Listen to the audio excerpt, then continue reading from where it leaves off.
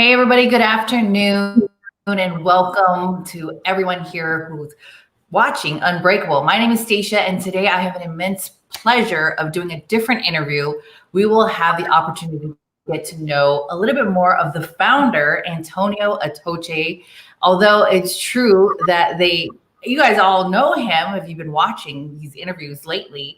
We'll know a little bit more about the beginnings, his triumphs, his business, and how he has created a movement around motivation and strength so that you guys can fulfill your every dream in your whole life. So Antonio is a Peruvian original from Callao. I got to practice my Spanish. He is a Chalaco. I'm so horrible. Arrived at the age of 12. Those first years were very for him, very simple. He had to adapt to a different language, to school, friends, among many things. However, he's managed to do it. He's dedicated himself to helping other schoolmates, friends, among other many people in the community. And he's actually a very multifaceted entrepreneur, loved by many here and admired by the Peruvian community here in California. He's a California resident. He's also, always ready to bring a helping hand to those in need in the best way that he can. Antonio, welcome. How are you? Pretty good. I'm good. Thank you. Great. So tell me, what does it feel like to be an interviewee this time? Well, I get to see how you guys start your questions. It's pretty nice. It's nice because I'm on the other end pretty much every week, talking to interesting people that I'm going to learn from. And, hope we can bring some good value to people that are here. And we're going to do a little bit like Spanish and English combo. That's why we have Patricia Guillen there on the side. But really appreciate it. The opportunity to be around people that would like to listen and definitely share everything that I can, within a short time, so I will use everybody can get on with their things. But yeah, I'm happy. It feels good. Feels good, Stacia. Yes. Great. So we now have you guys, a good friend of Antonio as well here, Patricia, and she's also going to ask you a few questions in Spanish. Sure. We're going to go. Buenas tardes, Antonio. Bienvenidos a todos a tu escucha de tu Facebook Live. Mi nombre es Patricia Guillen y hoy tengo el inmenso placer de hacer una entrevista diferente. Tendremos la oportunidad de conocer un poco más a este gran amigo mío, Antonio Atoche.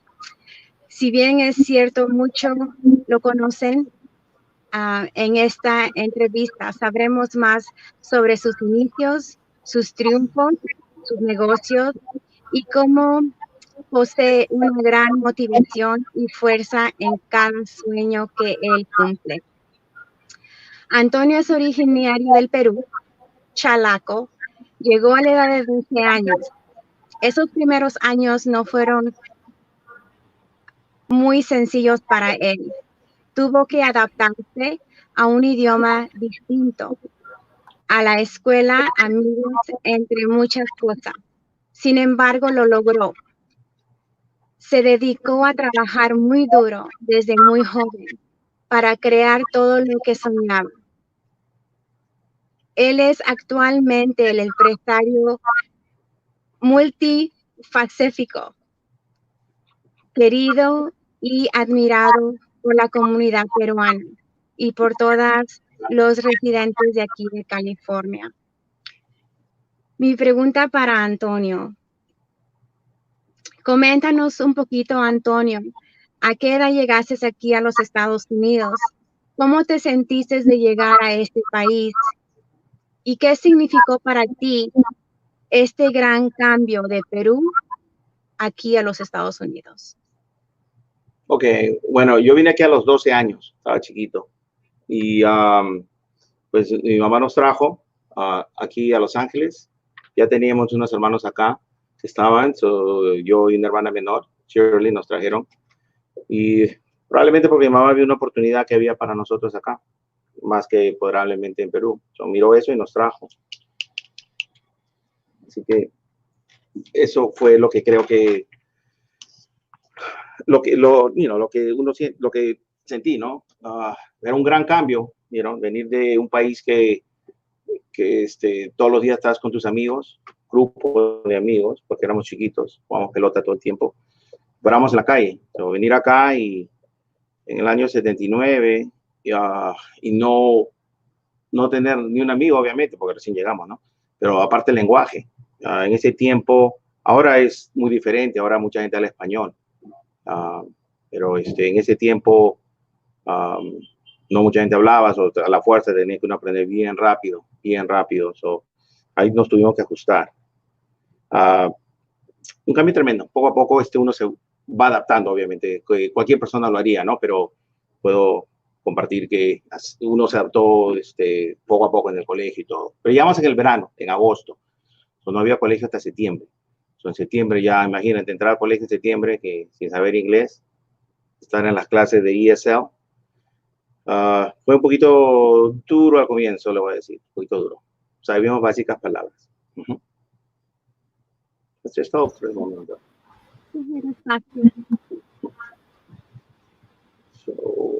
Gracias. So how did you get used to the language? Had you already learned it English in Peru before coming to the US?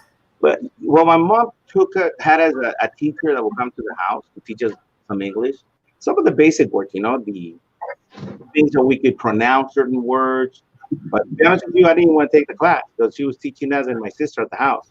I wanted to get out of there and play soccer because my friends were waiting for me to get out because we were always playing like 4 or 5 games every day. So, but I learned a little bit the basic, but that really didn't help me a lot. It helped me a little bit, but not a lot when I came here. It was way different being here and learning it, the basic things. But I really am happy that my mom had somebody to come over and teach us, to kind of make the impact a little softer when we arrived here. But it did help somewhat, but it wasn't like a long training. It was a couple of months that I remember. So that was what the language was. ¿Cómo fueron los primeros días de la escuela? ¿En qué grado estabas? Cuando llegué en 1979, como digo, en agosto, acá los colegios es de septiembre a junio. So, entonces, fui a Yukon Intermediate, 6th grade, en Hawthorne. Y todavía sigue. So, fui ahí y bien duro al comienzo. Bien duro porque habían latinos, pero no hablaban español o no querían hablar español. Y había unos, yo puedo decir menos de 10 de todo el colegio que no hablamos inglés. Pues no sabían que después venían bastantes. Eran los primeros 6 de repente, porque después llegaron un poco como a los 2 años. Pero estábamos le dicen ESL, English Second Language Course. So, en esa clase, pues no aprendían nada, porque nadie hablaba inglés. Nos estamos ahí por la pura, era la clase para mí. Entonces, pero nos teníamos los otros salones que sí era regular con todos los que hablaban inglés. Y tú sabes, los niños se burlan bastante, brutalmente, especialmente son burlones ahí. So, cuando uno hablaba y no sabía pronunciar, pues se vacilaban, como uno pronunciaba las palabras, le decía al revés, pronunciaba completamente mal. Pero eso me motivó a aprender lo más rápido posible, aprender lo más rápido posible las palabras.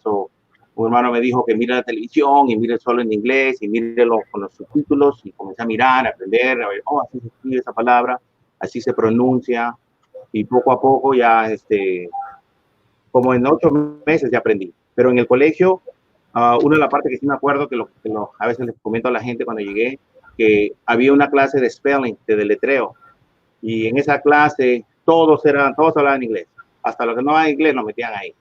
So, todos estábamos ahí, y como me pidió esa Atoche, era siempre el segundo o tercero del salón, porque es la letra A. Y esas son las carpetas que van como 6 líneas. Y eran unos primeros que pues, nos tocaba abrir el libro y decir las palabras, pronunciarla y de ahí decir qué significa. Cuando me tocaba, la pronunciaba completamente mal. Y la gente todo eso no se reía. Digo, ahí hice mal, porque tenía que rifarla. ¿La hablo así o la hablo así? Y ya. Y ya pues, pero eso pasó unas veces nomás, porque después de ahí ya me anticipaba, ahí comencé a mirar el libro de la semana que iba a llegar y aprendía todas las palabras, cómo más o menos pronunciarlas y deletrearlas y todo, y al final del año, pues, yo le ganaba a todo el mundo ahí en deletrear, porque eran como un concurso de deletreo, yo le ganaba a todos prácticamente. So, sí, me motiva cosas que me esfuerzan, vamos a decir. Cuando me ponen contra la pared, maybe de esa edad ya sabía que algo quiero hacer, poquito a poquito, ¿no? No exacto, pero ya sabía que no me iba a dejar. Okay. Después de graduarte de la secundaria, ¿qué estudiaste? ¿Qué querías ser tú? En el high school teníamos clases, acá se llama SCROC, Southern Occupational Center. Nos enseñaba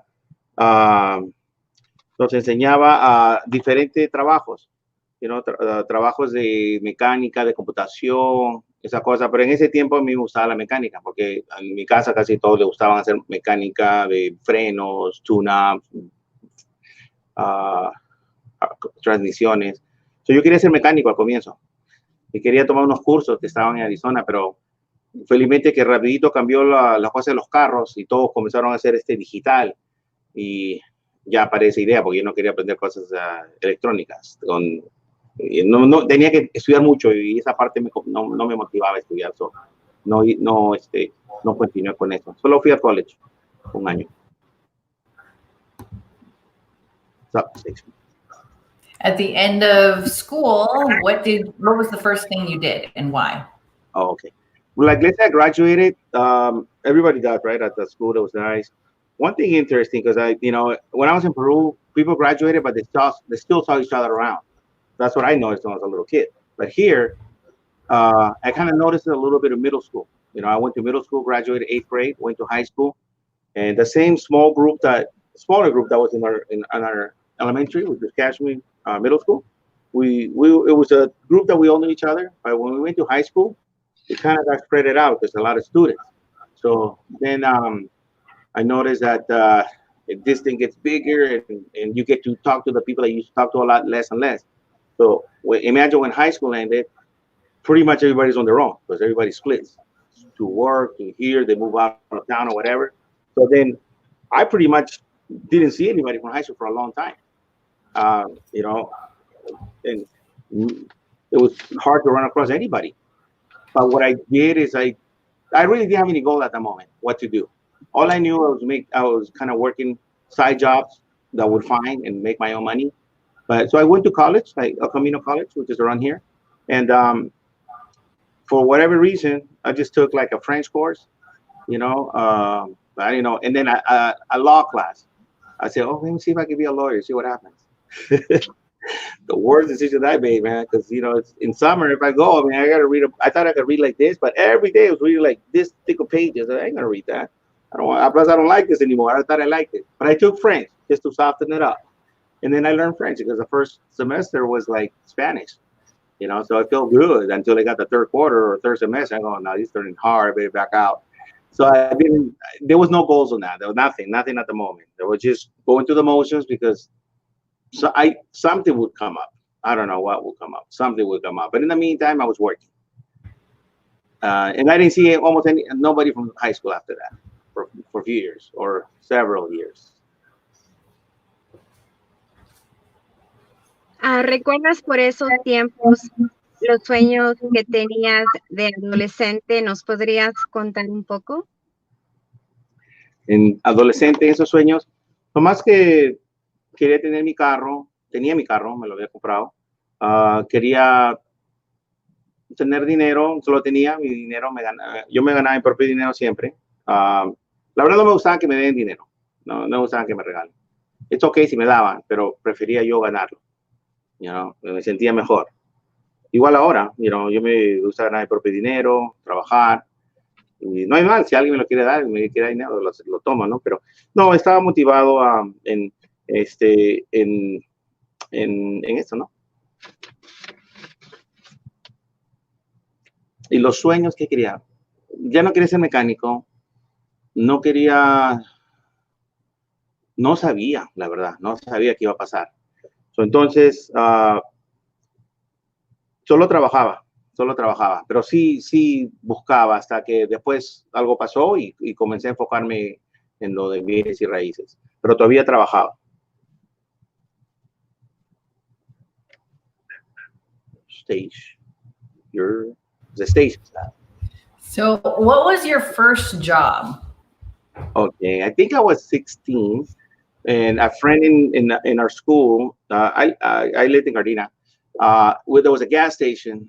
It was what was it called? I forgot the name. The guy was, I think it was a Chevron. Where at that time we would pump gas. You don't see that anymore. It was full service. So, and remember, I kind of like auto mechanics around 16, and I like oil changing, and I like the basic, little tune-ups that I could do that I learned. I liked it at that time because it was simple. I like simple things. Everything's simple. So I liked it, and I worked there, and I met the owner. I wanted to took a liking to me. It was through a friend that really told him that, hey, you want to hire him, and I liked it. I liked going there, pumping gas, and I remember we pumped gas to all the post office jeeps that they had back then. Pump the gas, write their notes, the little log sheet that they had. That was my first job officially. Side jobs, I had a lot. I would cut people's lawns, my sister's lawns on her house. I would sweep her work. That she had a job, like a factory. I would sweep that, and I would wash my brother's cars. I get like $1. She charged more, but I got $1 for washing the car. But $1 go a long way back then. So I would do those things, and keep myself busy. So that was What was one of the biggest lessons that you learned from these jobs? what I learned. That if it's like, if anything's gonna happen, it's up to me. That's what I learned. If anything's gonna happen, it's up to me. I can't be waiting for handouts. I cannot. I would look for things. But at that job, for example, I always do my job right. I always come on time. And then what happened at that job that I liked, the mechanic, the owner decided to sell. And I was gonna stay there a little longer. And I think not after a year, he was already probably selling it. He was kind of getting ill and stuff like that. So somebody bought the business. And I wanted to go to like an upper level of like mechanic, because the guy would teach you, the manager there. But I noticed that he didn't like me that much, not the owner, the mechanic. And this other guy came over to work, and he started like teaching that guy a lot more. And I was like, be left on the side. And I go, man, this guy, okay, I don't want to be around this guy no more because he's not that nice. So I started figuring out. I got another job somewhere else, and I do the same thing I do the same thing in Redondo Beach, Jim Diener's Chevron, 190th and Burrow. I love that one actually. That was a fun one. And I say a fun one because it got combination with what I was going to lead into real estate. That was kind of my taste of because moving to that place I really liked because I was a different area. I was in the beach area. I would get like tips and stuff when I would do full service, because you pump their gas, clean the windshield, put get air in their tires, put the water, all these little things on, pop the hood and all those things. So I would do that, and then I would see like all these persons coming in, and one time I was at my sister's house, my oldest sister's house, probably during summertime or before summer, I guess. I would just finish cutting the lawn. So I was just chilling back, just sitting on the couch, just, relaxing because it was kind of hot probably that day. And she said that she knew a real estate broker, that makes good money by just sitting around the office. And I didn't know first what that kind of meant, but broker sitting in the office, making a lot of money, that started sounding good to me. So what is it? And then I never really talked to that person she knew, that broker that they mentioned it, but it got a bug in my eye. It stuck in my head, and then real estate, that. So I kept that in mind, not knowing what's involved, not knowing how to sell in real estate, how to do anything. So I would go to my job at the Chevron, and then I met this lady pumping gas. Back in those days, I mean, it's old time. Back then, it was Cadillacs were like the thing. People would drive nice Cadillacs.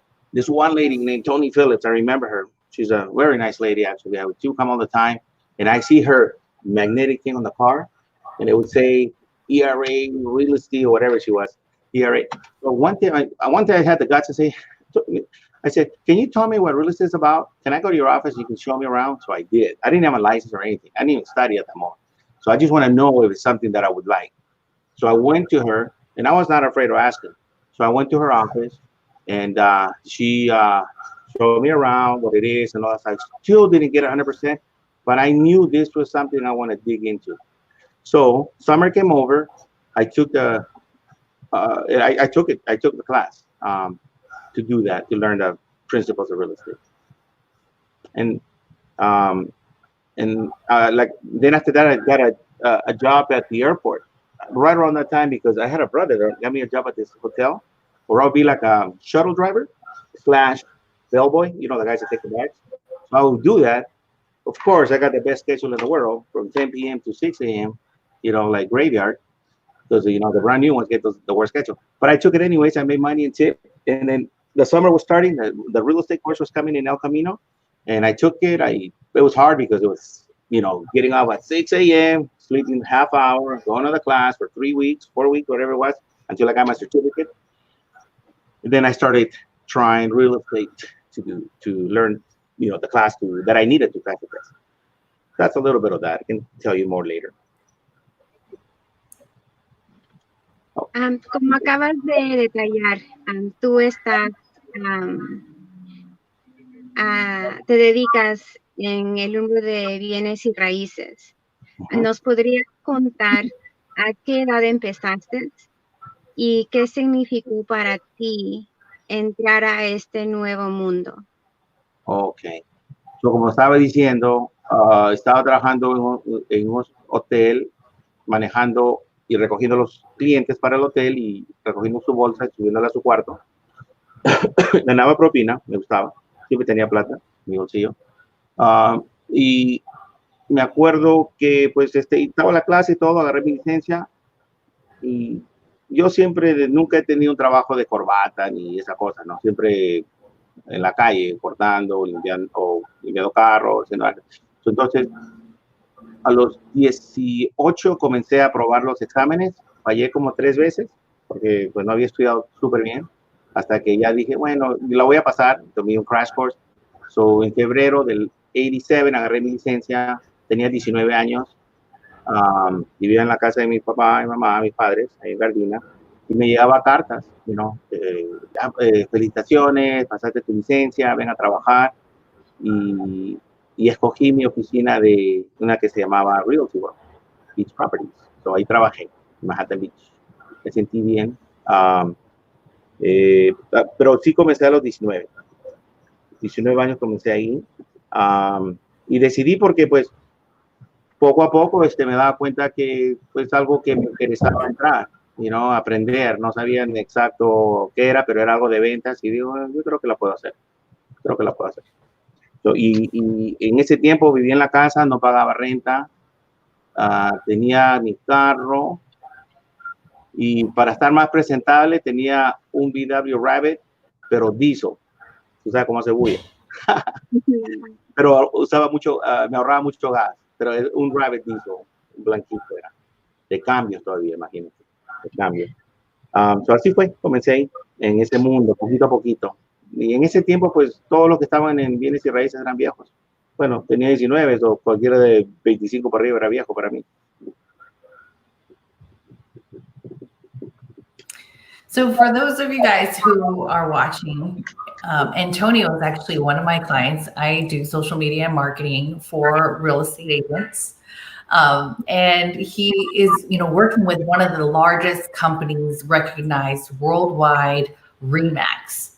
Because you decided to continue in the field with RE/MAX Innovative, tell us a little more about that and how you came about working with this brand, RE/MAX. The brand RE/MAX. All right. So how I started, I started in Realty World, right? It's a franchise. At that moment, it was kind of big, sort of like Century 21 or ERA. They were kind of the bigger ones, but there was also RE/MAX out there. And I liked Remax from somehow. It always got my attention from day one because it had the red, white, and blue sign, red and American. And I liked it. It always got my attention. That's what I knew for a moment.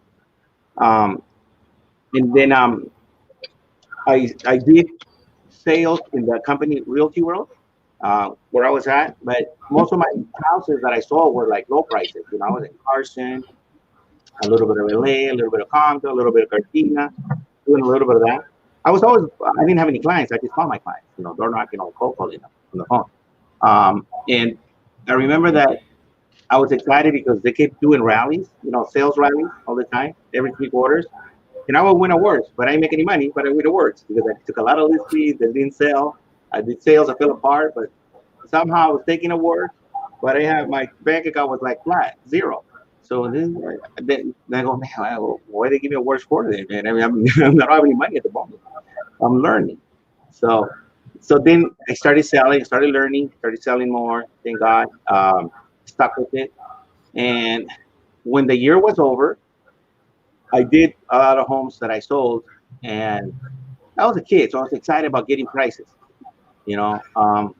And I thought I was gonna get a nice award from the office, not from the rally place, from the office, because I sold more than probably everybody there. And when they gave it to this old lady that only sold like about 3 homes, but her house was like a lot. The prices were higher than mine. I got like, damn. I thought I was gonna get it. I didn't get it, so it made me a little sad. So then I stuck around a little bit out in '88. I was 87, 88. Stuck around, still doing more, and I started making more money, more stuff, more sales. And what happened is, towards the end of the year, because I knew the same thing's gonna happen. The other lady was sold like 3 extra homes than I already sold, or whatever she did last year. She knocked me out. I said, no, I don't care about that anymore. So I started looking into Remax. Remax was across the street station. It was across the street from me. It was a Remax called Remax Beat Cities. Great guy named Bob Todd. And what I liked about that is because I looked up to all those guys at Remax back then. The reason was because to me, they were like doctors. They were like lawyers. Because see, I knew that whoever worked at Remax pays their own way. They pay their own everything. We didn't pay any copies. We didn't pay any at Realty World. We didn't pay nothing. They got a percentage of my commission, and because I didn't know any better, But there, if you pay your own stuff, you get 100%. I go 100%, man. Those guys must be good. How do they do that? I can't even think how they can do that. So started building a little money in the bank. No expenses, no nothing. And one time I just got on the phone and I inquired to this guy in Torrance. This great guy. His name was Bob Schwartz. He's still around. He's a really nice guy. He took a liking to me, and I was scared of him because I was seeing him doing open houses, and he would drive his Mercedes, and I was just like park, and I was admiring him. Man, he must be doing really good. He's a Remax dude, and he's the broker on it. So one day I called him up and said, I want to talk to you. Can I talk to you? He invited me to the office, and I said, I want to do real estate with Remax. I want to move. I want to work here. Because I was still afraid of the guys at the other office, because I thought. So he gave me an opportunity. He got me in, and he was really like the guy that helped me get into Remax, let's say, because I said, listen, I'm in commission on the other place. I don't how much it's gonna cost me, and he told me, well, I'll tell you what, I'll give you a hand. We'll just do a split. We'll do like 70-30 or 60-40, whatever it was. I don't remember. And then I said, okay, well, I'll do a couple of sales, then I'll have some money, and then I'll be fine. Well, almost right away, I was door knocking, got a listing. I was gonna make like 12,000 back then, and I knock on his door at the office. I say, Bob, would you mind if we go back to 100%, not commission split? And he said, yeah. So then after that, it's all history. Never went back to any commission split with anybody. So I like Remax. Remax, it's been there for like 28 years. I'm 32 in the business, I think. 28 years, many years with Remax. I love the concept. They're very respected worldwide. I'm from Peru, and there's a lot of Remax offices in Peru, also in Mexico, and all these places. And there's a lot of good top producers in there, solid people for the most part, and I like it. It's a great brand. So that's why I joined Remax. It means a lot to me with be with Remax. It's very recognizable easily. Plus, it helps a little bit. I know it's the agent that counts a lot, but it just gives you just a little edge if you need it. If you need to use that. Antonio, he sabido que el mundo de las ventas no es nada fácil. ¿Recuerdas algún episodio laboral difícil que hayas tenido Sí. que afrontar y cómo lo has hecho? Ok. A mí me gusta aprender y estoy dispuesto a perder y aprender. ¿Entiendes? Yo ya sabía de joven. Tenía una venta cuando estaba en Remax. Todavía estaba nuevo. Me dieron una recomendación de un señor latino, para no decir de qué país. El señor, yo todavía quería más experiencia en vender casas y las tomaba todas las que me llegaban. Entonces le enseñé casas, lo conocí, el señor era muy especial. La señora muy buena, su familia era tranquila, pero la señora un carácter terrible. Y yo nomás, creo que ahorita no la aguantaría, pero en ese momento aguantaba porque quería la experiencia, quería más experiencia en las cosas que se tiene que hacer. Y fue bien difícil, porque yo no voy a decir, a mí me maltrataba, me hablaba feo. De repente es su manera de crecer, así era él cuando creció, pero me daba ganas de ya no trabajar con él. Pero sí trabajaba, dije, ok, voy a aguantar hasta que cierre. De ahí nunca más lo voy a ver a este señor, pero voy a hacer mi trabajo porque quiero aprender esta parte que me falta. Tuve que aceptar eso y cerré el trato. Ya después que cerré el trato, ya se convirtió en un buen amigo. Lo miraba en varios lados, pero esa parte fue difícil porque en ese tiempo uno no sabe. Dice, bueno, son los clientes, me supongo, y no aguantarlos, que sean déspotas, que te hablen feo, que te digan eso, y yo, vean, si yo no estuviera entendiendo esto, no te aguantaría, pero lo voy a hacer todo porque quiero aprender, todo lo quiero aprender. Y después que aprendí de todo eso, Patricia, por ejemplo, ¿no? Tú me preguntaste, ¿no? Aguanté eso, pero clientes difíciles. Hoy en día, o de hace varios años, uno decide mejorar lo que uno sabe, aprender las ventas, aprender cómo tratar a la gente, aprender a ser mejor cada día. Y una decisión que he aprendido de donde me enseñaban a vender casas es solo tratar con gente que quiere que tú lo ayudes. Yo solo trabajo con gente amable, con gente que quiere comprar o que quiere vender, que están motivados, que van a escuchar lo que le digo. Si son como el señor sé su apellido Luján, Ramón Luján. Que descanse en paz porque ya falleció. Pero lo vi en el mercado muchas veces, este señor, y ahí nos dimos abrazos y todo, y bueno, como ya habían pasado muchos años, pero había ganado mucha plata porque la compró barata y después cuidó bastante su casa. Pero este señor me enseñó a nunca más rebajar. Más.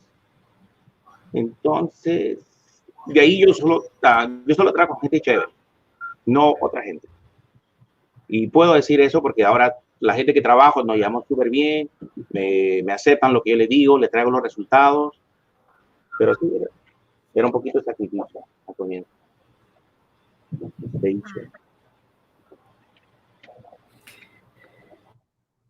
Yeah.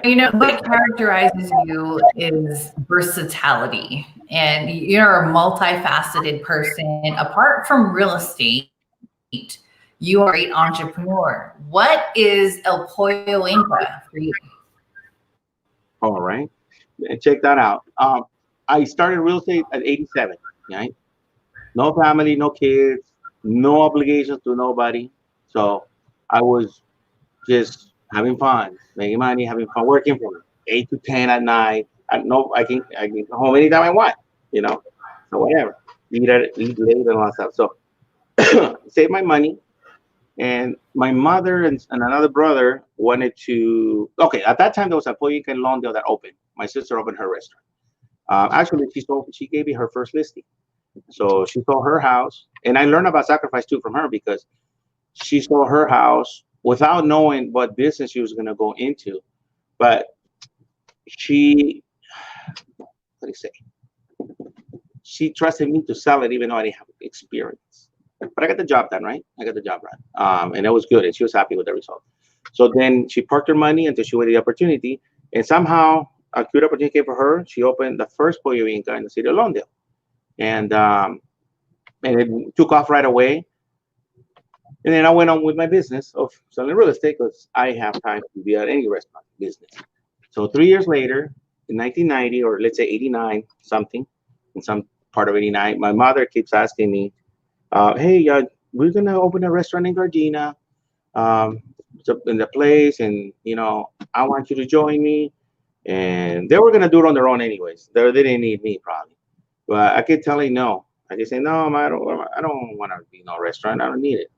And I'm glad she insisted. I'm glad that she kept asking me because she had a bakery at that time. My mom was always a go-getter, always a salesperson, go-getter, very kind, all that stuff. She had a bakery in Gardena, and a lot of people know her. I kept saying no until like 5 or 6 times, and I just said, well, I got this money. I gave her a check and threw in a car to make up a difference to a brother. And then that was my part inside. That was my whole bit, and forgot about the restaurant for 5 years. I didn't even get paid a penny for 5 years. Not even years later, because I was busy in real estate. I was doing my own thing. I didn't need it. Um, um, and I'm glad because look, we're 2020. It's been many years. The restaurant's been very humble beginnings with almost nothing. And yes, it's a very tough business having a restaurant. I say my brothers really probably paid the price a lot because they were the harder years. I just came in, was still harder, but to kind of just fix a few things or contribute in a way. And then, we kept going. And now we can say that we outlasted top things that would have put any restaurant out of business real easy. So we outlasted tough things around the way. And right now, we reaping the fruits or the thing that we planned a long time ago. We have a lot of great business.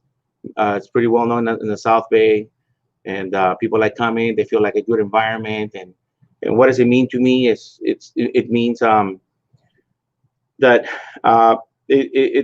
that with hard work you can make things happen with your family, and sometimes it's not easy, because everybody has a different mind, and they don't all want to think the same thought. But even without that, we become successful. Even with that, imagine if we're on the same page.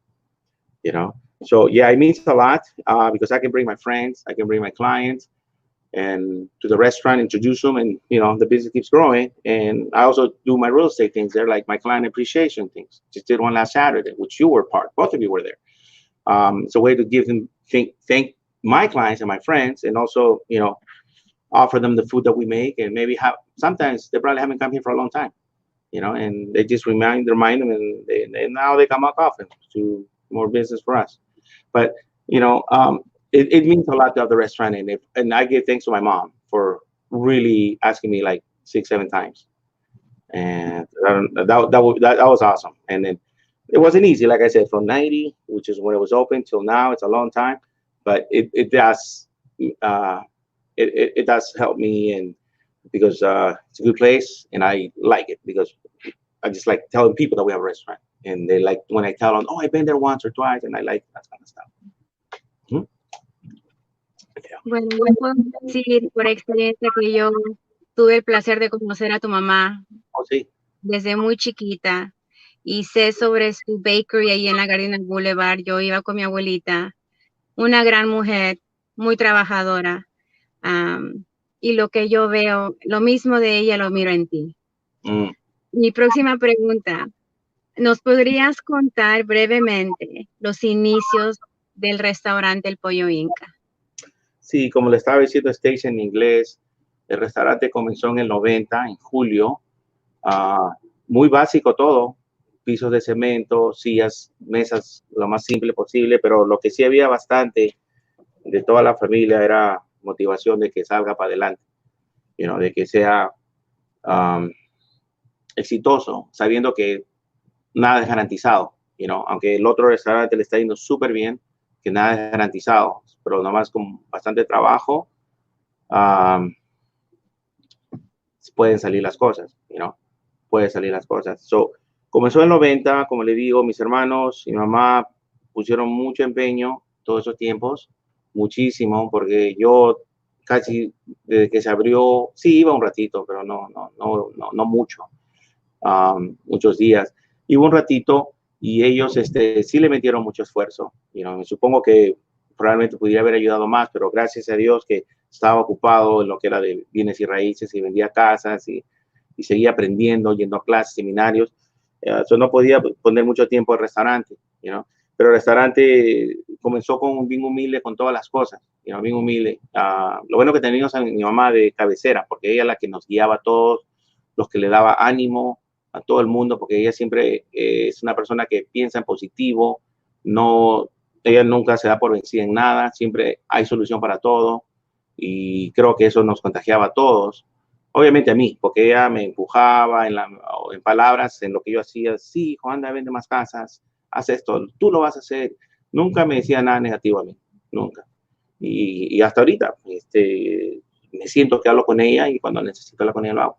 Pero el restaurante comenzó así y con el tiempo avanzamos, comenzamos a ponernos más ocupados, más gente venía, comenzamos a remodelarlo poquito a poquito, de ahí expandimos para este lado el restaurante, de ahí por otro lado, y pues ahorita está buen tamaño, buen negocio, arreglándolo cuando necesita arreglo, y ahora todos, excepto mi mamá, porque ya está descansando en paz, hacemos lo mejor que podemos cada día para que siga saliendo adelante el restaurante.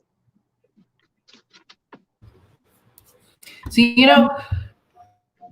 restaurant is one of the hardest things. I know a lot of people, what would you consider to be the key to your success with the restaurant business, and what differentiates you from a lot of the other restaurants, and how have you been able to stand out? What has it been, 30 years? Oh my God. Yeah, 1990, 30 years about. Well, like I said, we learned along the way because none of us knew what we were getting into. We all worked for somebody else at one point, at a hotel. Kind of my brothers, kind of most of them work at hotels, being a server, a bus, shuttle driver, and me too for a little bit in real estate. So we knew that my mom had experience because she was an entrepreneur in Peru too. She had restaurants and all that stuff. So she knew how to make money. And she never spoke English. She never drove a car, but she got a lot of things done. She always got people to help her out. So the success, I think, to us is providing good food, quality food, decent prices, good service, and always innovating, staying ahead of other places. Because I see other places that are friends that have Peruvian restaurants, and they don't want to change. They don't want to add this. And I say, well, look, I'm not. For example, I have friends that like we have these delivery apps. We had them for like a couple of years already, and we're like one of the first ones to do it. Like I said, I like to look at all the stuff that's out there and jump in and do it because I know that we're one of the first ones. We're gonna reap it first, and then we're gonna outgrow it. So that's what we do. So and I'm not shy because there's enough for everybody. There's enough business for everybody. Not everybody can go to one restaurant every time, and we like to, but it doesn't. So I have some friends that I tell them, hey, listen, try this, add this. We're doing this. Why don't you try? You can increase your business. Add this one. Now, I'm always sharing to them, but like I said, it's up to them if they want to do it. And like 6 months later, a year later, they're still not doing it, and they complain about their business. And I say, man, you gotta open your mind. Just add it. Believe me, it help us out. It'll help you out.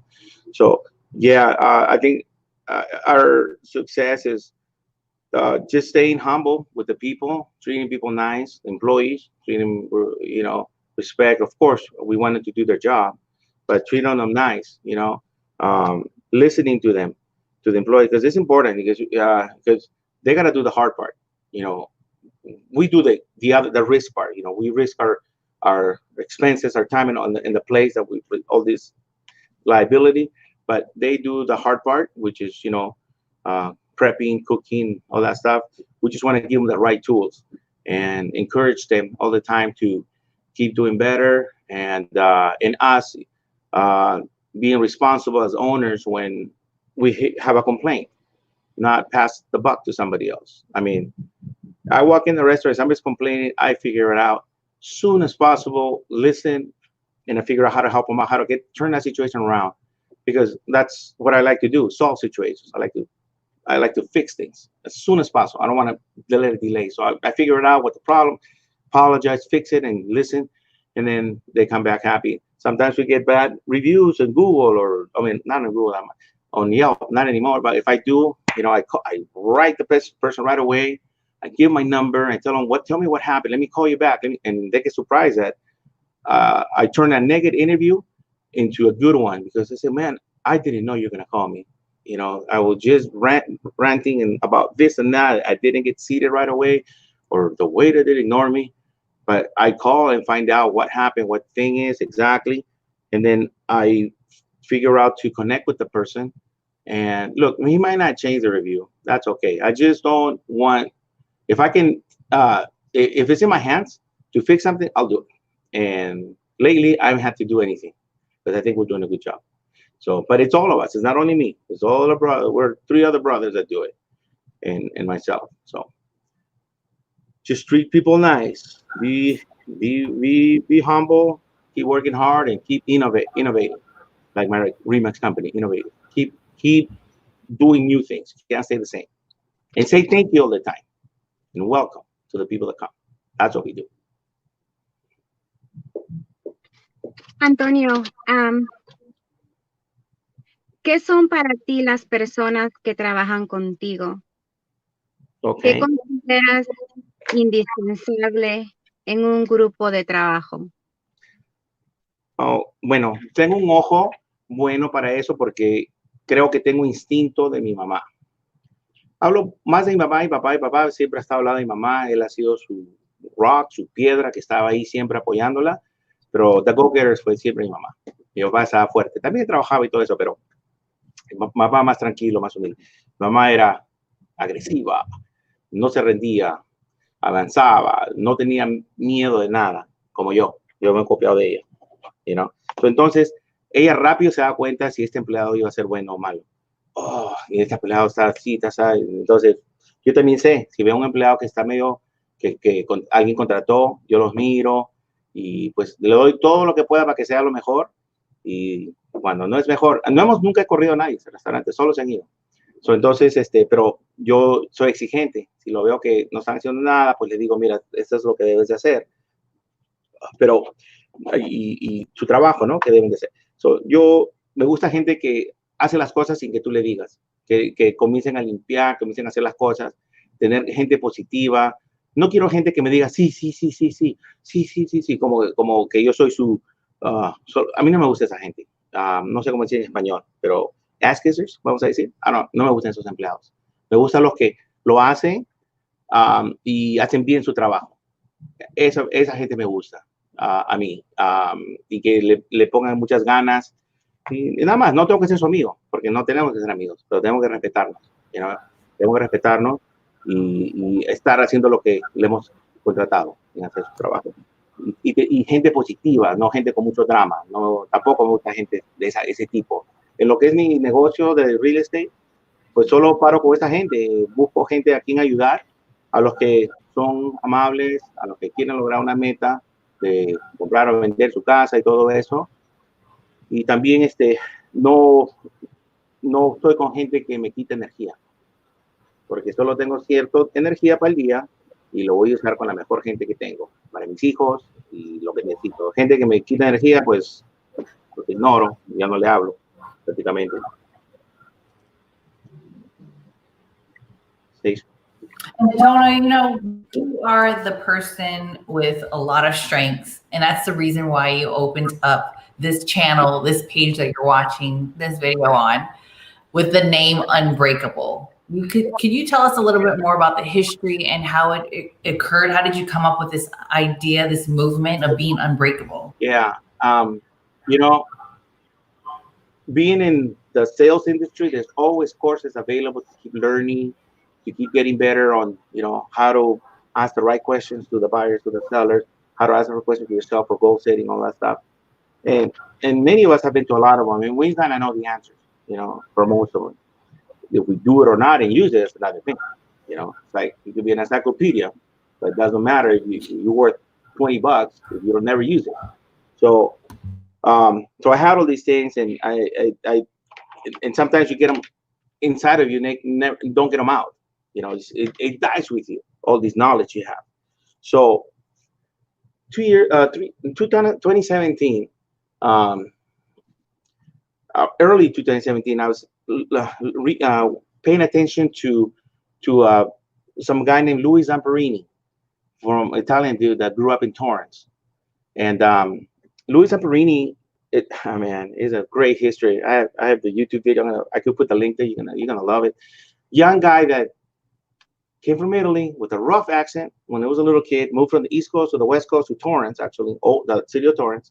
And he inspired me because from nothing, not that he became super rich, but all the obstacles that he saw and he encountered, and the kind of person he turned out to be at the end. For example, just briefly, he would always get in trouble with kids because they always messed with his heavy Italian accent. They would ask him to say something, he'll say it, but like me, if I would say with the accent, and the kids would laugh, and he would get mad, and he'd start punching the kids because that's what he knew. He knew how to fight, but he didn't know how to speak right because he had this heavy. Until he later figured out, stopped doing that. Then what he would do, his family was poor, and in that Torrance area, he would go to the little stores and take some candy and run, and the cops would chase him.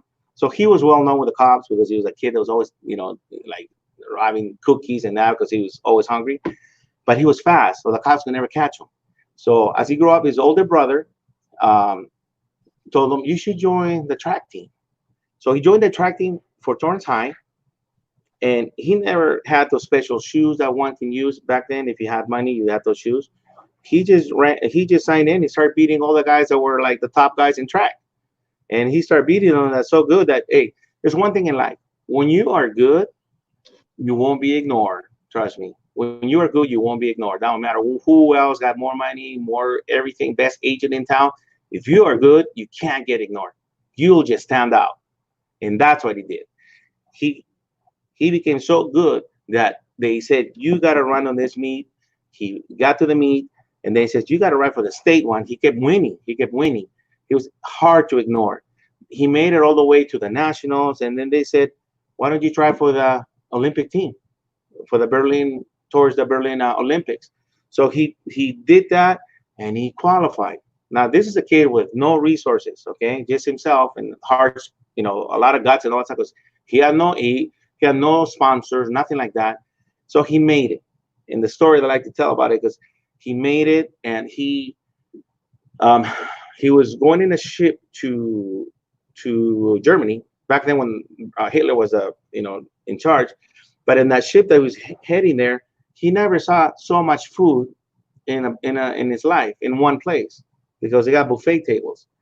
He ate everything for 15 days. So he gained like 15 pounds when he got to the Olympic. So he got the Olympic heavy, a little bit heavier. He still ran, and believe it or not, the part that goes to this is that he was running, and Hitler's there watching. I'm not getting around Hitler, but here's the reason why it stands out on me on it, that he impressed him, and he didn't know who this kid was, that he was like last place, and all of a sudden, with extra weight and everything, he started coming towards the first three or four. He didn't get the first three, but he's like the fourth or fifth. He impressed that guy so much that he told the people, that give me that kid over here. So the kid came over, and as far as we know, if you hear an interview that I have, he's probably the only kid that shook his hand, because nobody else did. No American did ever. It's probably the only American that ever shook his hand. But he didn't know who he was. He just shook his hand because they wanted to meet him. So he went to this. He got adversity. He became home like a hero because he was at the Olympics. They did a parade, all that stuff for him. He went to World War. He became POW. He survived. For people thought he was dead, because 4 years later they found him. A few years later, the war with Japan was over, and within that time, most people would give up and die. There was like 4 or 5 guys, and he was one of the couple of people that lasted, came back and all that stuff. So he gave me a lot of strength. He wrote this book called Unbreakable. I'm broken. And I started catching that word. I'm broken. Okay. And at that time, even I was studying with you, Stacia, and Thatch about the law of attraction. Around that time, I was learning it, barely learning it. Um, I needed something to help me because I was kind of stuck in restaurant and life. I was kind of maybe just okay, just passing by. So the as you hear that, then I heard this one song that came up, and it's called "The Champion" by one of the artists. I can't think of her name right now, but that word, the video called "The Champion." I listened to it, and how does it, all these inspiring words, and I kept listening, and the words would come out and come on the screen. Invincible, the champion, and unbreakable came over, and I thought, oh, this Carrie is Underwood. yeah, this is a song that I like. Now this is the word, so that's how I kept the word. I said I'm gonna use this word. Somehow I'm gonna use it for something later, but this is the one, unbreakable, because I'm pretty sure all of us at some point have been pushed to the wall, have been almost to the point of giving up on anything. And some people have, okay, and some people bounce back and go up a little more. But I believe we can all go higher. We can all do more. We can push ourselves. It's just up to us. So I kept using that word for me and that, and I said, well, I'm gonna make some hats. So I made some hats, and then some personal problems came over with families that I had, and I kind of used that as motivation to slowly get out of it because it was pretty tough around April and May in 2017, And my friend, yeah, and so uh, it sucked.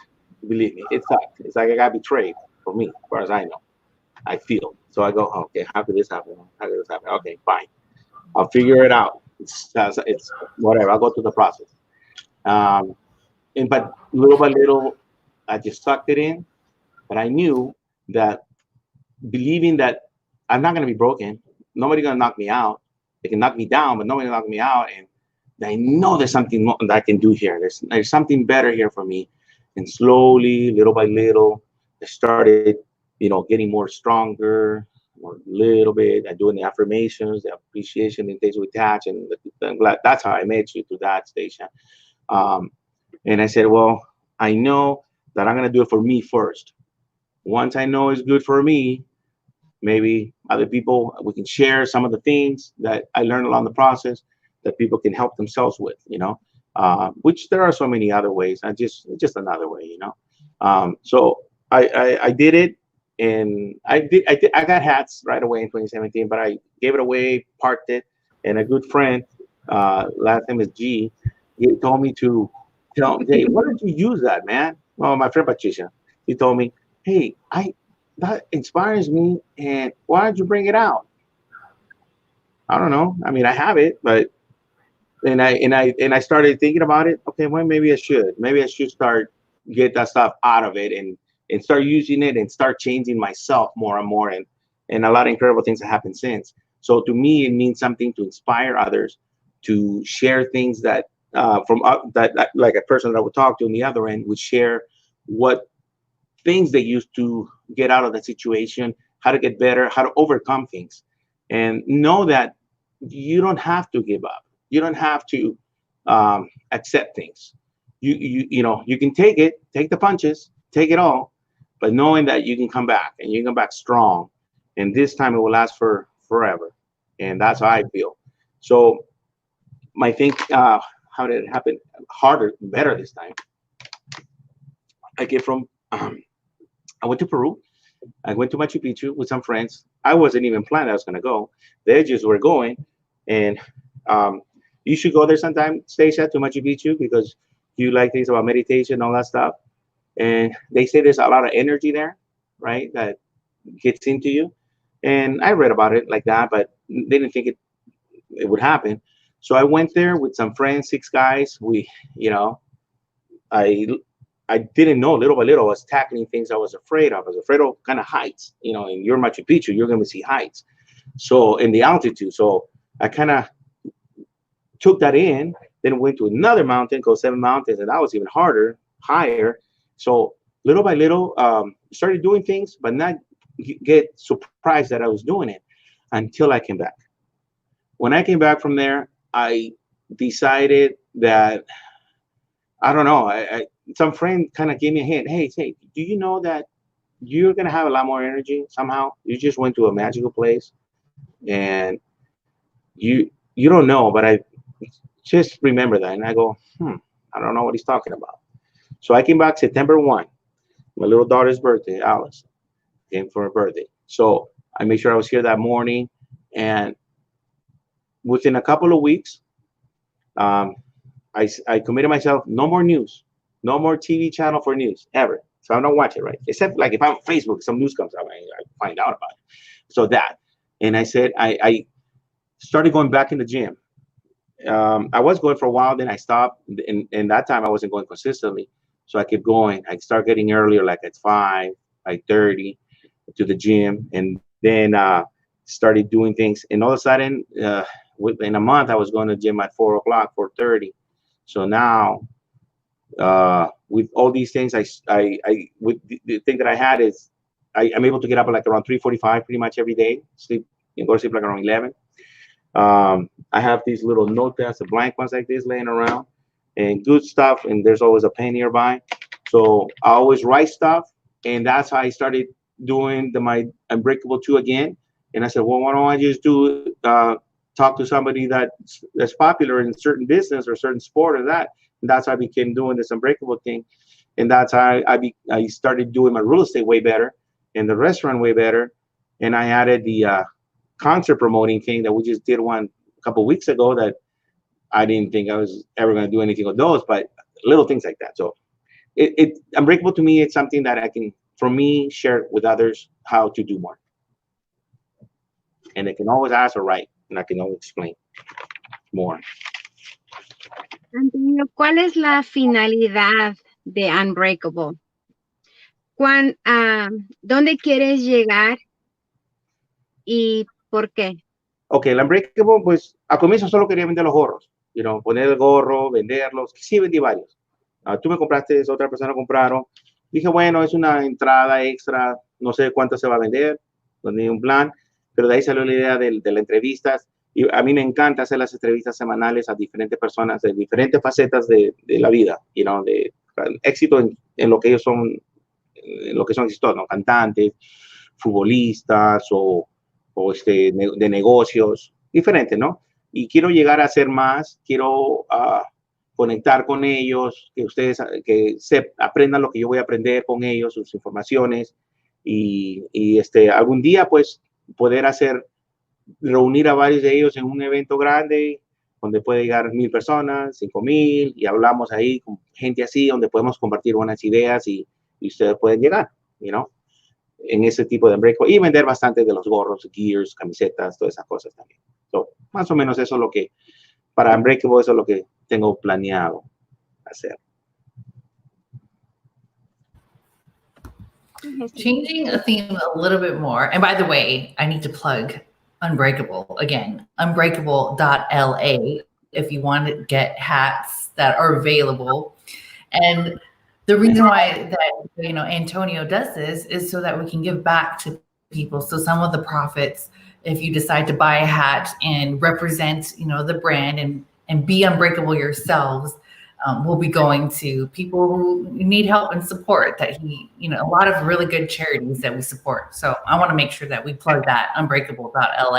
Yeah, thank you for that. So let's change the theme a little bit and tell us about your new venture. You're so multifaceted entrepreneur, like I've said before. You've gone into concert promoter as another title for you. How did you decide to get into that, and what do you love most about that? Well, I did a sampler last year about it around March. I didn't know that I was kind of doing this kind of thing. I did it because I like this guy that's did a good show, comedian and singer. So I did that, and I kind of sold it in like 3 weeks. I sold what I needed to sell. So, but I did it and I put it up. And then around November or so, of December, me and a good friend, Marlo, which is our DJ at the restaurant, we were just chatting after we closed. We were talking about, and he plays at different concerts. He's like the light person, the sound person. And I said, hey, Marlo, what do you think about us doing one of those? instead of you doing it for them. How about we make one? How about we make it ourselves? So we made a pact. We shook hands. So we're gonna do it, and then we're gonna get this band by next Wednesday, or or or um or we'll find somebody. So by Wednesday, we didn't get the group we wanted. So I said, well, I have this other group that we could do.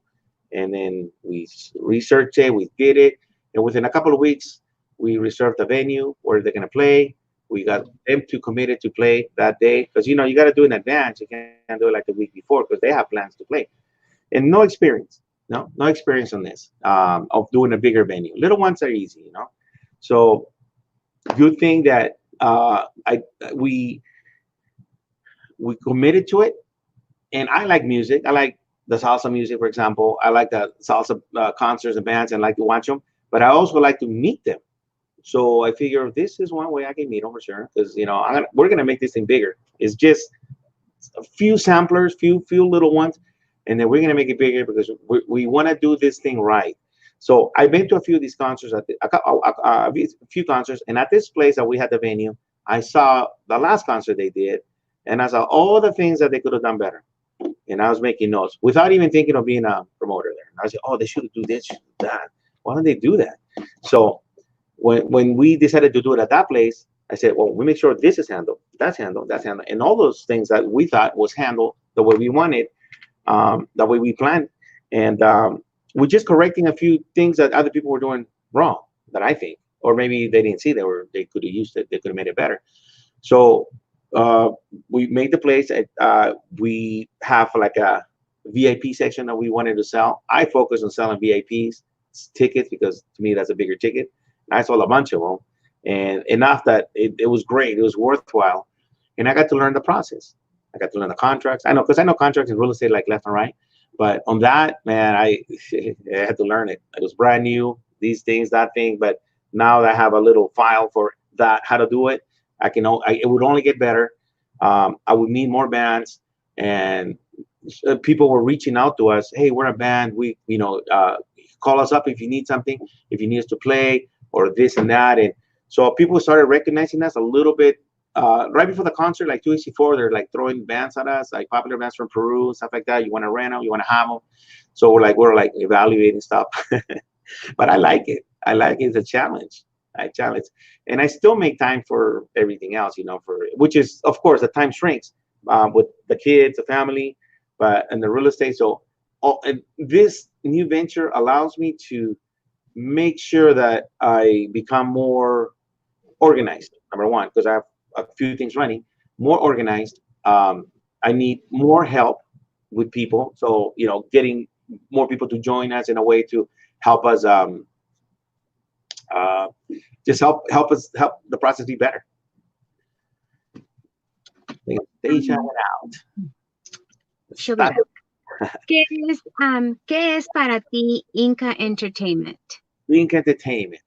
Pusimos Inca Entertainment porque Inca Entertainment es peruano, right? Peruanos. So, queríamos poner algo que una persona peruana está haciendo algo bueno, no solo para peruanos, está haciendo algo bueno, que sea reconocido como algo bueno, que lo que ellos hacen, la gente quiere ir.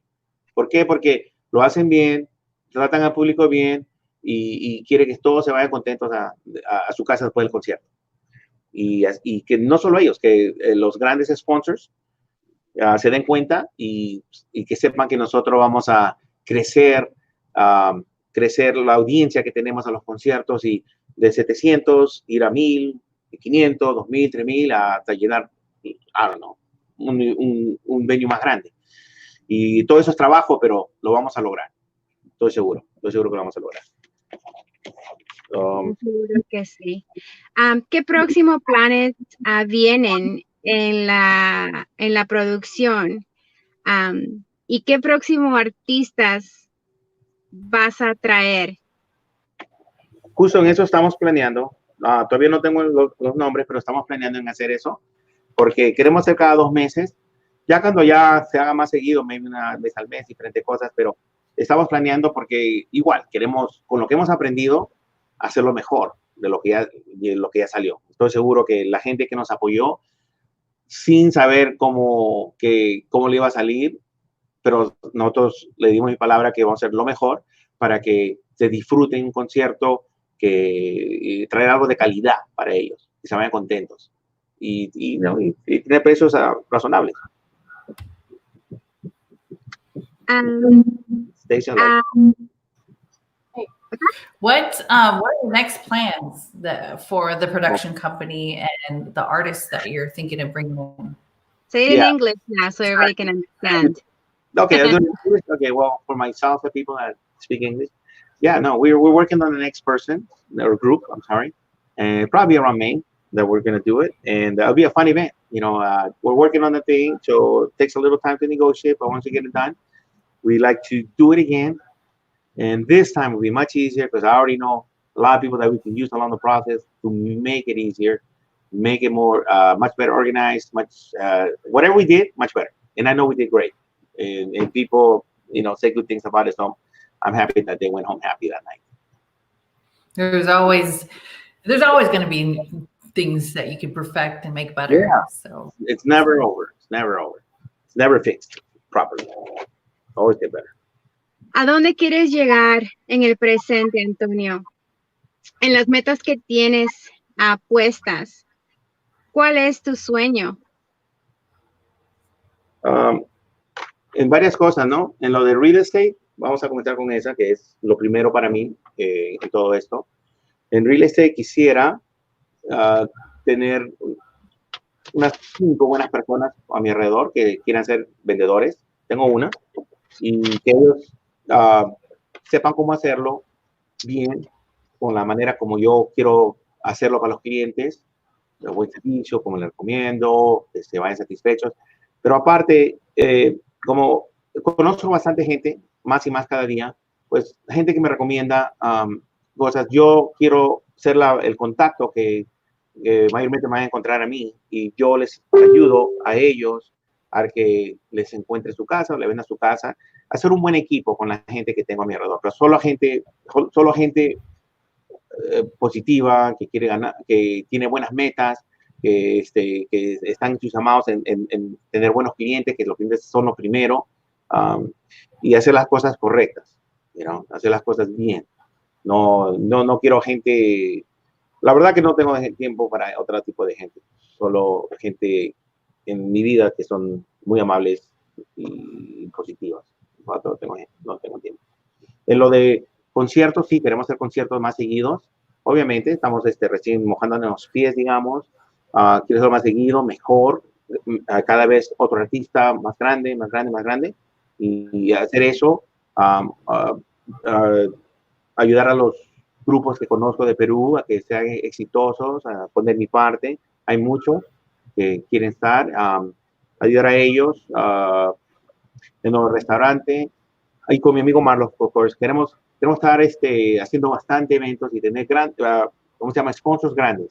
Para mí, tener sponsors grandes es muy importante porque cuando yo tengo el sponsor grande de, digamos, Coca-Cola, la TAM o cosas que tienen ahí, significa que estoy haciendo un buen trabajo. Significa que ellos creen en mí. Significa que esta persona o este grupo, Inca Group Entertainment, sí les importa a la gente. Y la gente que va ahí, pues, se da cuenta y, pues, yo creo que eso es muy importante para mí, esa parte. Lo del restaurante, quisiera que siga creciendo más, haciendo excelente comida, servicio, buenos empleados, que vendamos el triple, lo que estamos ahorita. Del Unbreakable, que siga creciendo, que siga entrevistando a gente más exitosa, conociendo más gente que lo hago, aprendiendo más de ellos, porque siempre hay alguien que tiene más información y hay que aprender de ellos para seguir mejorando. ¿Qué más tengo? El Unbreakable, el restaurante, sí, las 4 por ahorita. Y la quinta, pues, todavía estoy planeando esa. Ojalá que cuando dé fruto le explico cuál es esa. Está en proceso. So speaking on a personal level, what is the most characteristic of Antonio, and what would you like to change? The characteristic that I do what I say. I do what I say. I keep my word. Like if I shake hands with you and I say I'm going to do it, I know a contract is important. I know a contract is nowadays, but to me, you can count on me that if I tell you something, we shake hands, and you shake my hand, you can know that I'm gonna do my end. But not true with everybody else. Even I shake their hands, but they don't. But that's why we need the contracts. But I wish it was like that, but it's not. But you can count on me that if I say I'm gonna do it, I'm gonna do it. Even if it affects me that I'm losing at the end, because I say yes, I'm losing something. I'm still gonna keep going. You know what I mean? Because I said it already. I keep my word. Um, what do I need to? What is it? The other one? What I have to lose? What would you like to change? You know, we want to, it's sometimes I think being unbreakable, there are some things that we want to make sure that we do differently. What is something that you'd like to change? Maybe sometimes I have more patience in things. You know, slow down a little bit, and I do, and I reflect. And the person that makes me slow down a little bit is my little daughter. Sometimes she tells me, "Dad, what time are you coming home, Dad?" And I explain to him, you know, there are times that I can't come home early because I'm doing this and that. But she, uh, I just got to be aware of my things that are most important to me, that drive me, and that's my kids, you know. And that, like, if you have that part for me in order, and like you're doing that part, it makes me want to do more in the business part and in the personal part. Because then I say, I tell my kids, look, just maybe we don't talk a lot. I don't talk a lot, but just look at what I'm doing, the actions, and that will talk so much. So I tell them I get up early, and I go to the gym. I do my things, I write my things, I prepare the night before, which is what they do. They have their backpack ready, their water's in the backpack, their bottled water's in the backpack, their stuff ready. So I train them like how I want me to be. And little by little they do. I mean, so giving them time to me is important. Uh, but I'm the role model for that. Not a perfect role model. There's, like, you know how there's a circle of what do you call that wheel of things? Remember, like the physical, the faithful. I'm pretty sure I'm off, and that's okay. And I don't think you can never be on like all these things, the equities of life. If you want to achieve more, it will never be even, as far as I know. You can't. You just put more effort in the most important ones first. To me, the kids, the family is important. I know I mess up probably a lot sometimes, but I fix it. If I forget, you know, like putting time with my daughter, going to the field trip. It's one thing I forgot. I could have been going, but I started going again. So it's important for her. You can just see how happy they get when you're with them in the whole school. And it's only like 3 parents. And I'm fortunate that I'm able to go because I have my own time, you know, anytime I want. So yeah, I mean, if I like to fix that, maybe, you know, have more hours in a day. I wish there was. We can't. So, but I get up early, so I get a head start on almost everybody by doing that. Yep. So I have another question. Yeah. And it's going back to Unbreakable, and I'm going to ask it to you in English and in Spanish. All right. Who are 2 people that you personally know that you consider to be unbreakable? And who are 2 other people that you aspire to meet that you consider to also be unbreakable? So la pregunta que le estoy haciendo a Antonio es, ¿qué 2 personas en su vida o que él conoce, él considera que sea indestructible? ¿Y qué otras 2 personas que él aspira a conocer en un futuro que también son indestructibles para él? Okay. Para mí, primero mi mamá y de ahí mi papá. That's it. La primera persona. That's it. De ellos aprendo mucho. Mi mamá, trabajadora, fuerte, lo repito en inglés, trabajadora, positiva, con visión, tiene visión, tuvo visión, decisiva en las cosas y no tenía miedo a nada. No tenía miedo a nada, no importa. Ella hacía muchos amigos, muchas conexiones y eso le ayudó a llegar bien lejos. Y eso es lo que hago de ella, pero ser amigos, ¿no? O sea, conectar, no ser por hipocresía o ser por querer aprovechar de la persona. No, yo conecto y normal, yo no quiero sacar nada de nadie, nomás cuando construyo una relación la construyo mejor y me abre las puertas a muchos lados. You know. Y mi papá, ¿por qué? Porque mi papá es bien humilde, está vivo todavía, tiene 87 años, ¿no? Ha sido trabajador, es sencillo, es humilde, él es opositivo a mi mamá, por eso que pues realmente se llevaron bien muchos años, you know? Um, y tampoco le gustan las tonterías, igual que a mí, no me gusta, sabemos no estar con gente falsa, negativa, por eso son mis ídolos para mí, después uh, me gustaría conocer a personas, um, el señor que tiene muchos negocios. Si no el apellido se llama Branson, pero la primera nombre es Richard Branson. Él tiene The Virgin Airlines, Virgin Records, toda esa cosa. Me encanta él porque él tiene muchos negocios, muchísimos, y él los controla de diferentes partes del mundo, donde él viaja. Y como tiene los negocios, él sabe cómo tenerlos bien y manejarlos de cualquier lado. Eso a mí quiero hacer. Pues puedo estar en Perú y manejar los negocios como de ahí, porque me encanta ir a Perú varias veces. Puedo estar ahí, mirar cómo va los Unbreakable, mirar cómo va el real estate, mirar cómo va, digamos, el restaurante, pues somos 4, pero puedo controlar lo que vea, puedo controlar lo de los promoters, de los conciertos, toda esa cosa. Y después del otro que quiero entrar, cuando ya sea el quinto, quiero hacer varios negocios, porque puedo. Todavía mi mente está fuerte, todavía puedo. Hasta que ya no pueda, le voy a dar.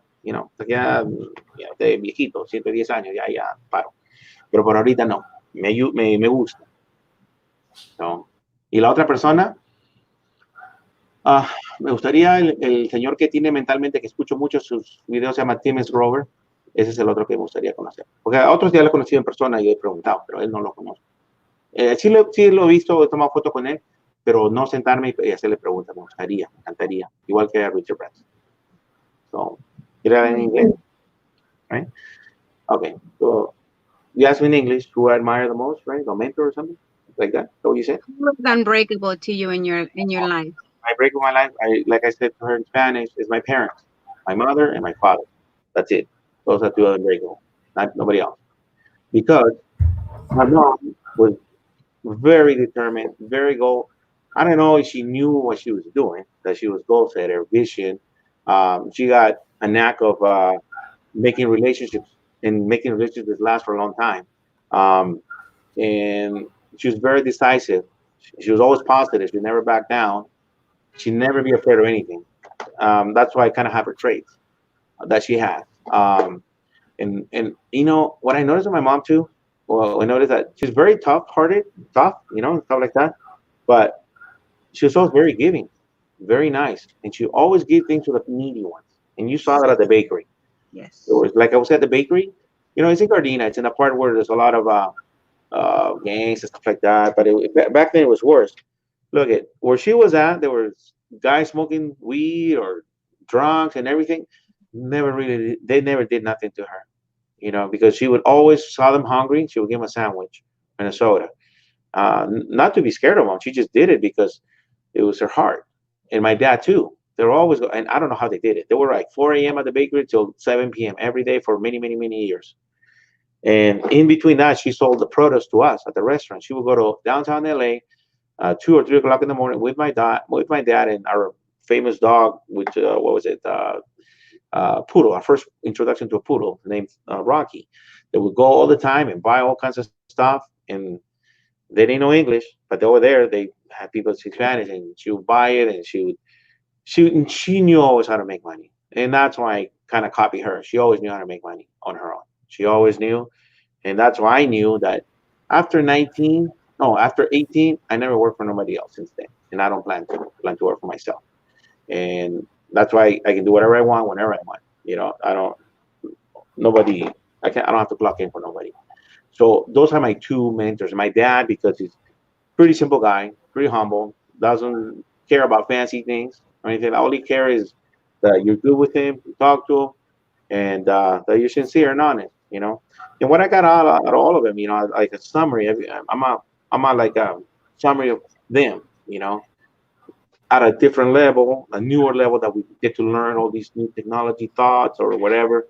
and I can implement them and use it to further my career and in all these little things that I'm doing. So it just a lot of things happen so fast right now for me. A lot of stuff and I like it. You know, I go home, I sleep well, get up early, and I sleep pretty nice, pretty happy every night. You know, with whatever problems happen, hey, I'll handle the next day. No big deal. But those are my mentors. The one that I want to get to know is Richard Branson. I'll find out how. Sit down because he's got a lot of business station. You know him. He has Virgin Records, bringing that, self and whatever. He has so many stuff, and he's a very good guy. I just like to know how he does all these things. Um, he's of course got a book and all that stuff. But and then the other one is the trainer guy called Timus Grover. I met him at a Grant Cardone seminar, took a picture, whatever. But it's not the same sitting down and maybe having half hour with him, and he can tell me how he was the person that trained Michael Jordan before he had any championships, how it was for him, and of course he trained Kobe, Dwayne Wade, and all these other guys that he saw how their minds where I learned from him just act on instinct. That's how I act, instinct. I don't think about it, I just do it. That's how I get up. Now that's how I get up. I just see the clock. I don't even think it's cold, it's raining, it's windy. I just get up, wash my face, brush my teeth. My clothes is ready. I'm out. Maybe I'll walk around a few minutes, but I'm out. I'm not going back to sleep. But it took time. It took effort, for that. You see, something that I also want to bring up is the law of attraction that I learned while meeting you in Touch. Boy, has that changed my life too. That stuff is incredible. That like we said, we've been to seminars, like tons of seminars, tons of speakers, and it's all good. But this one part is just icing on the cake when you learn it, when you use it.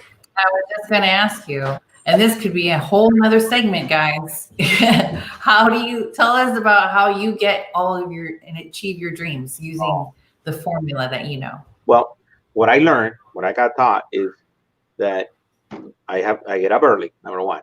And I get up early because I see other people that are successful getting up early, getting an extra 2-3 hours or 4 hours in other things that people. I'm done. I'm already done with half the day.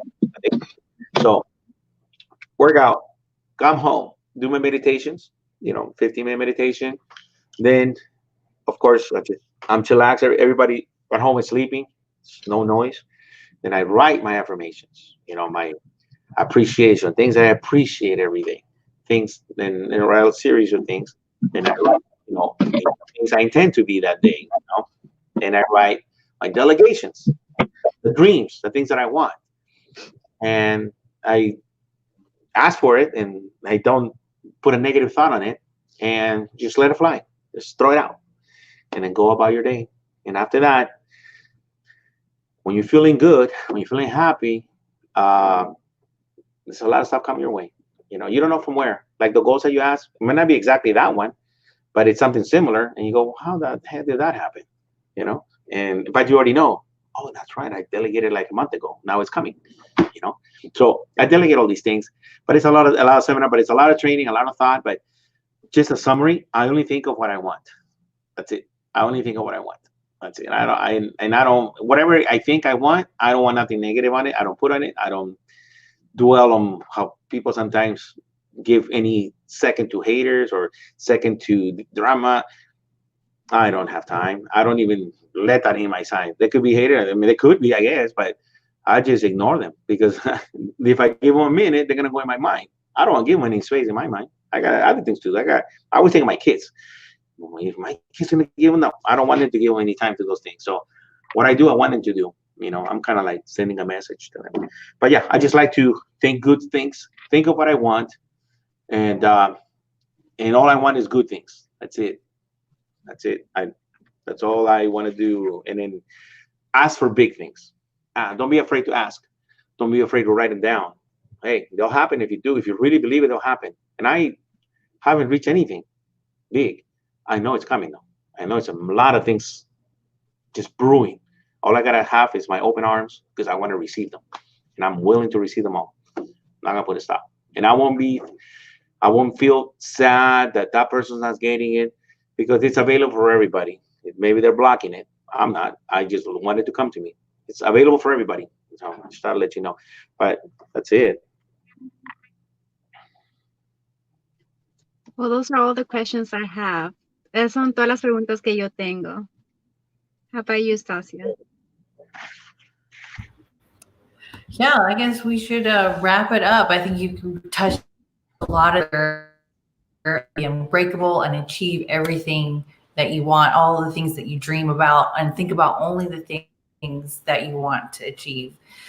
Antonio, thank you so much for your time that you've given us, for allowing us to get to know you a little bit more, the entrepreneur behind the scenes, Unbreakable, an example to everyone out there who are struggling and who want to persevere between any obstacle that they're ever going.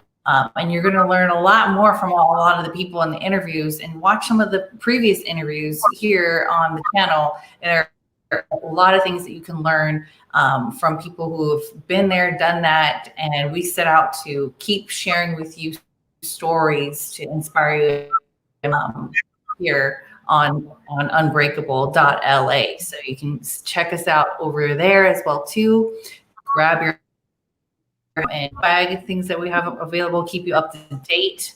Again, thanks for motivating many people. Keep going.